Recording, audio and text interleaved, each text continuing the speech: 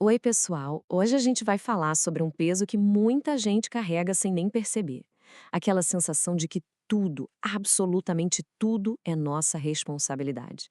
Sabe, se essa sensação de estar sempre em dívida com os outros te parece familiar, essa nossa análise de hoje vai ajudar a gente a entender de onde isso vem e, o mais importante, como começar a se livrar desse fardo. Vamos dar uma olhada nos primeiros sinais. Essa necessidade de compensar é um dos primeiros e mais claros sinais do perfil culpado. E veja bem, não estamos falando de ser uma pessoa gentil ou prestativa, não. É sentir uma obrigação quase que visceral, sabe? De carregar os problemas dos outros para, de algum jeito, sentir que merece a própria felicidade. Se isso já acendeu uma luzinha aí, fica aqui com a gente, porque vamos desvendar esse mecanismo. Primeiro de tudo, vamos definir o sintoma. Não é aquela culpa que a gente sente por um erro específico que cometeu. Não. O perfil culpado é quase uma identidade. É viver sob o peso de uma responsabilidade que não cabe nos ombros de ninguém, onde parece que a sua principal função no mundo é arcar com as consequências de tudo e de todos.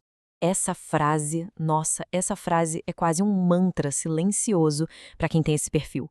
Se o amigo tá mal, se um projeto dá errado no trabalho, se o clima em casa tá pesado, a pessoa com esse perfil automaticamente puxa a responsabilidade para si, mesmo que racionalmente não faça o menor sentido. É um fardo constante e pior, autoimposto. E aqui está o pulo do gato. A culpa exige uma punição. É como se a pessoa vivesse em um tribunal dentro da própria cabeça, onde ela é ao mesmo tempo a ré, a juíza e quem executa a pena. E a sentença é sempre a mesma: não merecer paz, não merecer sucesso, não merecer amor, porque ela está sempre, sempre em débito com o mundo por falhas que muitas vezes só existem na cabeça dela. Tá, mas de onde vem essa semente? O diagnóstico quase sempre nos leva para um mesmo lugar: a infância. Esse padrão não aparece do nada na vida adulta, não. Ele é aprendido, ele é moldado lá atrás, numa fase em que a gente era extremamente vulnerável emocionalmente. Pensa numa criança como uma esponjinha emocional. Ela absorve tudo do ambiente, sabe? Os problemas financeiros dos pais, a tristeza no casamento deles. E como ela não tem ferramenta para processar aquilo, ela chega na conclusão mais simples e, ao mesmo tempo, mais devastadora de todas: a culpa é minha. Eu preciso consertar isso. Essa frase aqui é um retrato perfeito dessa dinâmica. A história do sacrifício dos pais é engolida pela criança como se fosse uma dívida que nunca pode ser paga. Então ela cresce com essa missão de retribuir, muitas vezes abrindo mão dos próprios sonhos, porque acredita que não tem o direito de ser feliz enquanto essa dívida não for quitada. Essas situações que a gente vê na tela são verdadeiros campos de treinamento para a culpa. A briga dos pais, a bronca exagerada por uma coisinha de nada, tudo isso vai ensinando uma lição muito perigosa para a criança. A paz e o amor aqui em casa dependem de mim. Se algo dá errado, a falha é minha. Ela não aprende a ser responsável, ela aprende a ser a causa de tudo. E como essa criança se transforma num adulto? Bom, o padrão da culpa não some com o tempo. Pelo contrário, ele fica mais sofisticado, encontrando jeitos novos de aparecer nos relacionamentos, na carreira e na forma como a pessoa se enxerga.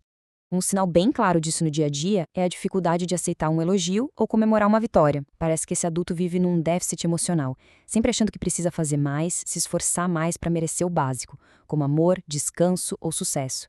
A alegria nunca parece um direito, mas sim algo que precisa ser conquistado a duras penas. Esse comportamento é a culpa se mostrando para o mundo. A pessoa se torna uma espécie de cuidadora universal. Mas a motivação, no fundo, não é pura generosidade. É uma tentativa de zerar aquela dívida interna, cuidando de todo mundo. Olhar para si mesmo é visto como egoísmo, como uma traição à sua missão de servir aos outros. Agora, vamos para uma parte fascinante. Mesmo que a raiz da culpa seja parecida, ela se manifesta de jeitos bem diferentes dependendo do que a gente chama de traço de caráter. Pensa neles como as estratégias que a gente desenvolve na infância para lidar com a dor. Vamos ver 3 variações principais disso. O primeiro é o traço oral.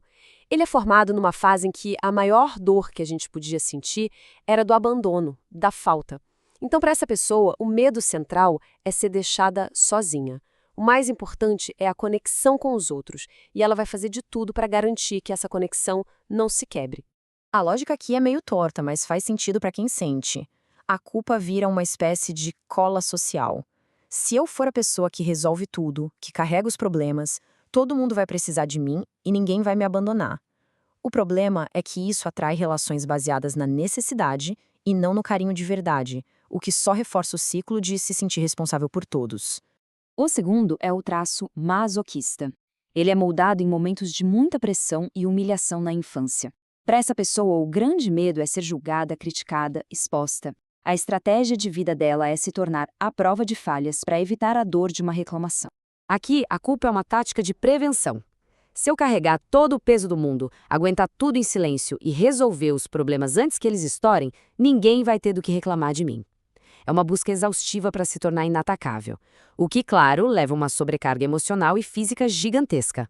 E por fim, temos o traço rígido. Ele se forma quando a criança começa a entender o mundo de forma triangular. Eu, mamãe e papai. E sente medo de ser trocada, de não ser a preferida. O medo central aqui é a traição e a comparação. E para evitar essa dor, a pessoa desenvolve uma busca incansável pela perfeição.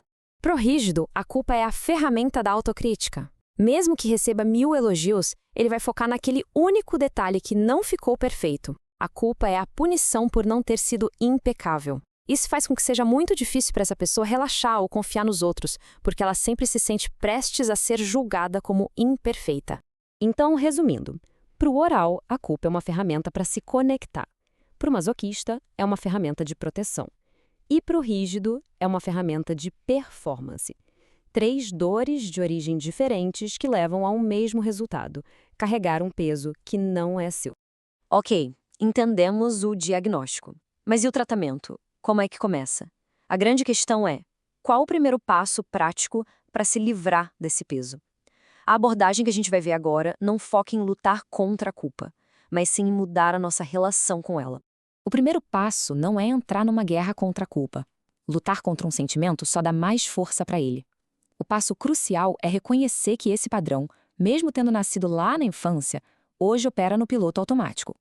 E a primeira escolha consciente é decidir desligar esse piloto automático e começar a observar como ele funciona.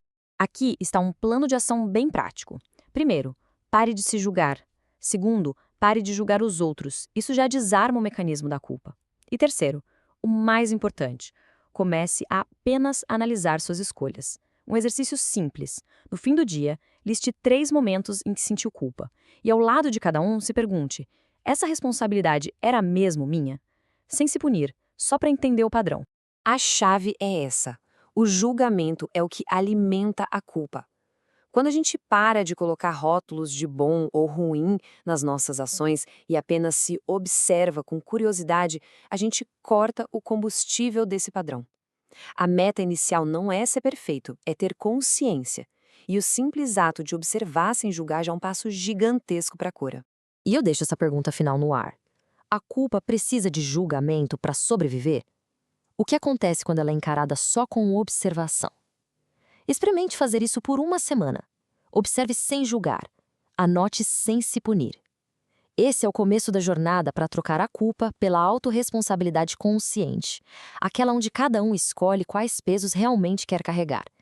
E essa escolha pode mudar tudo.